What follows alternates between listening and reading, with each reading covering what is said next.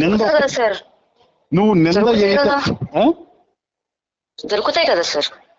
అట్లా కాదమ్మా, ఇప్పుడు ఎక్కడైనా దేంట్లో దొరికితే నువ్వు వేసినా బాగుంటది.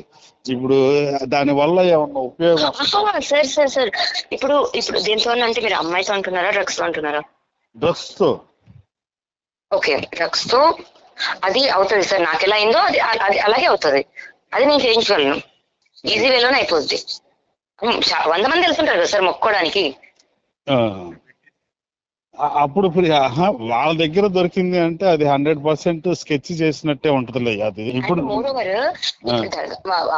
వాళ్ళ కొడుకు అనే అతను పైన నేను కేసు పెట్టాను అని నేను చెప్పాలి డ్రగ్స్ కి ముందు కూడా. అమ్మా, ఈ దర్గాలో ఏదైనా చిన్న ఇష్యూ జరిగితే అది 100% ఎవరో ఒకళ్ళు ప్లాన్ చేసినట్టుగా ఉంటది. 100% దాన్ని ఎవరు కూడా ఒప్పుకోరు. అది పోలీసులు కూడా ఖండిస్తారు. అర్థమైందా?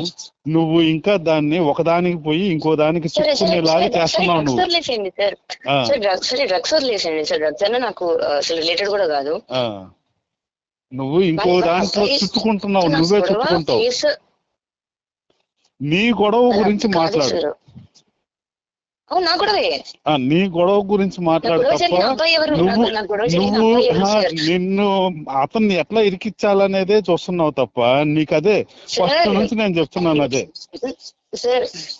రాజతరం పేరు తీశారు కదా. నువ్వు తెగొట్టుతావు. ఏదైనా ఉంటే మాట్లాడమ్మా నాతో. ఏదైనా ఉంటే వాళ్ళ నాన్నతో గానీ. ఈ విధంగా తెగొట్టడానికి సార్, ఈ విధంగా తెగొట్టడానికి